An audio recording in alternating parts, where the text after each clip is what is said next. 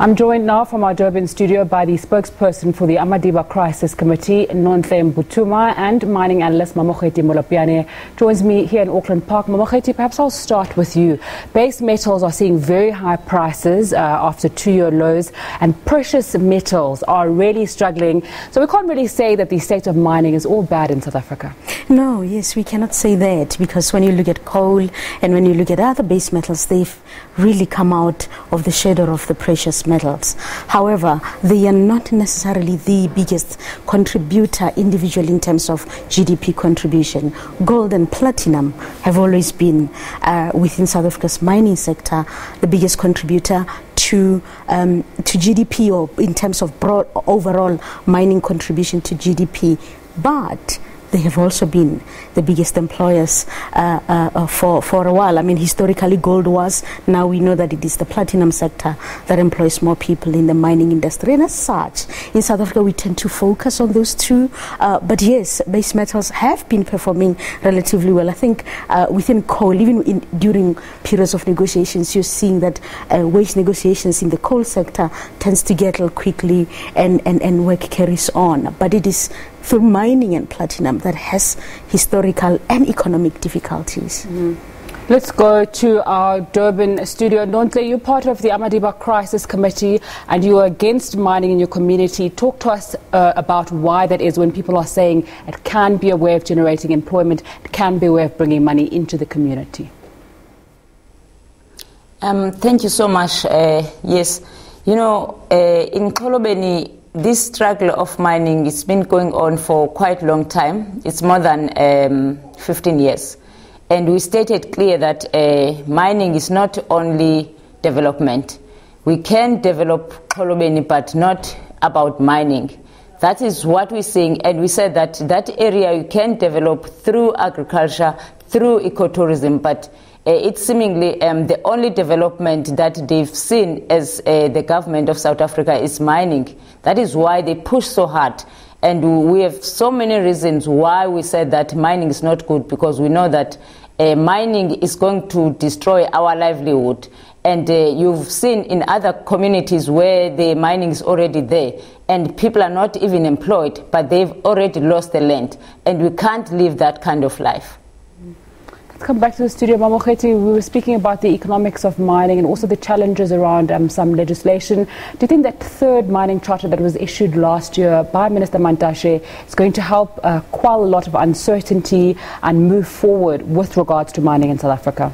Yes, in a way it will. But however, there are issues that remain contentious within it. We know that the Mineral Councils of South Africa is unhappy about the aspects of a percentage of it, of whatever profit that is made being given to community, but also the community themselves. If you saw some of the communities that are active in the mining industry, including the Kolobeni community, are saying, the charter is still not clear.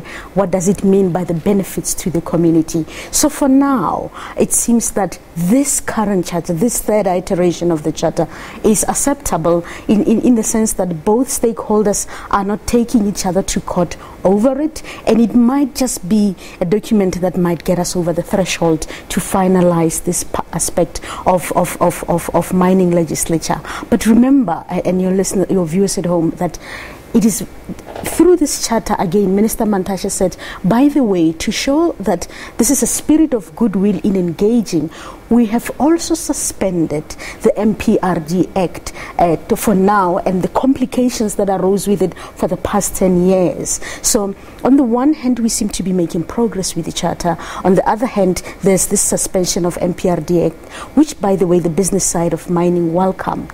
And I think as they are heading into the annual mining conference soon, it won't be as tense as it was. And I say this because thus far, Minister Mantashe's relationship with the business side of mining, which is the Minerals Council, has been very much more of a let us engage each other kind of way. However, as you are hearing with the community, it's a completely different thing in terms of engaging the community. It often comes off based on the charter that government is telling the community what is theirs and how it must be used and how they, government, plan to give rights away of it. Let's stay with that issue. Talk to us about what happened with that meeting with Minister Mantashe and the Kolobeni community yesterday.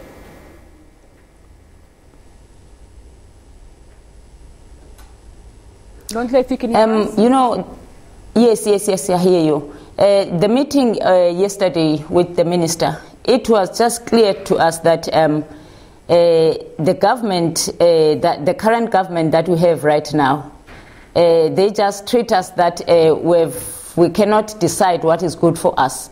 It's only the government that they must decide what is good for us, which is the problem, which is a top-down approach from our own state. That is why yesterday we said to Minister Gwede Mantashe, if you are here to listen, you're going to listen what we want, because we know ourselves and we know what is good for us. But that is why Gwede Mantashe, after the court judgment was being handed down on 22 November, where it says that the people of Xolobeni, they must give a consent. But he just interpreted that it says that he must go and conduct a survey.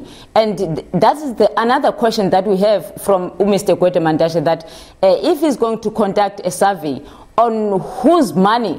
Because I doubt if he is going to use our tax money in order to pave a way for an Australian mining company. Why our government is using our tax money in order to support the Australian company? Because if there is an independent consultant, it must be done, or it must be paid by that applicant, mining applicant, which is an Australian mining company, not by our own tax money.